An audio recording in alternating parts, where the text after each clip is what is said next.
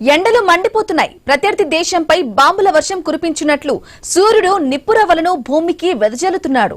దేశంలోనే hot spot అయిన రాజస్థాన్ అగ్నిగుండంలా మారుతోంది. వేడి ఎంతలా ఉందంటే మనుషులే కాదు టెక్నాలజీ కూడా తలొగ్గుతోంది. ఖరీదైన ఐఫోన్లు, కంప్యూటర్లు కూడా వేడికి తట్టుకోలేక మూగబోతున్నాయి. బార్మర్లో ఉష్ణోగ్రత రికార్డు స్థాయిలో 48.3 డిగ్రీలకు చేరటంతో జనం బయటకు రావాలంటేనే వణికిపోతున్నారు. ఇక ఆసుపత్రుల నుంచి రెస్టారెంట్ల వరకు ఎండను తట్టుకోవడానికి చేస్తున్న వింత ప్రయత్నాలు ఏంటి? ఐఫోన్లు ఎందుకు పనిచేయటం లేదు? రాజస్థాన్ లో భానుడి భగభగలు రికార్డులను బద్దలు కొడుతున్నాయి. బార్మర్ జిల్లాలో అత్యధికంగా 48.3 డిగ్రీల ఉష్ణోగ్రత నమోదైంది.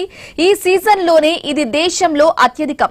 ఉదయం 10 గంటల నుంచే వీధులన్నీ నిర్మానుష్యంగా మారిపోయి అప్రకటిత కర్ఫ్యూను తలపిస్తున్నాయి. ఇక వేడి గాలులు శరీరానికి తాకుతుంటే నిప్పుసెగ తగిలినట్లు ప్రజలు విలవిలలాడుతున్నారు.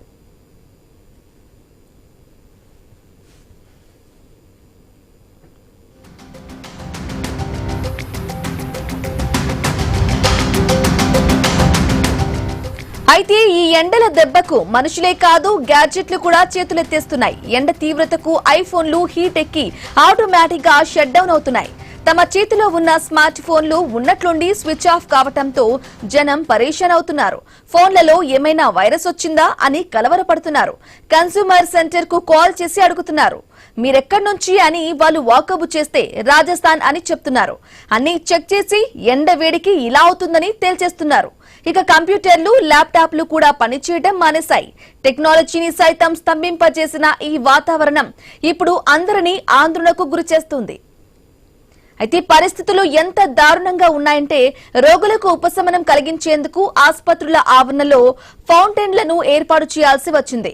ఇక హోటళ్లు, రెస్టారెంట్ల యజమానులు భవనాలను చల్లబరచడానికి పైకప్పులను, గోడలను తడిగుడ్డలతో కప్పి ఉంచుతున్నారు. ఎండ నేరుగా లోపలికి రాకుండా చేసేందుకు రాజస్థాన్ వాసులు పడుతున్న ఈ పాట్లు అన్ని ఇన్ని కావు. రాష్ట్రంలోని సుమారు 40 జిల్లాల్లో వడగాల్పుల హెచ్చరికలు జారీ అయ్యాయి. గాలిలో తేమ శాతం 20 నుంచి 55% మధ్య మారుతూ ఉండటంతో ఉక్కపోత కూడా ప్రజలను ఉక్కిరిబిక్కిరి చేస్తోంది. ఈ అగ్నిగుండం నుంచి విముక్తి ఎప్పుడో అని రాజస్థాన్ ప్రజలు ఎదురు చూస్తున్నారు.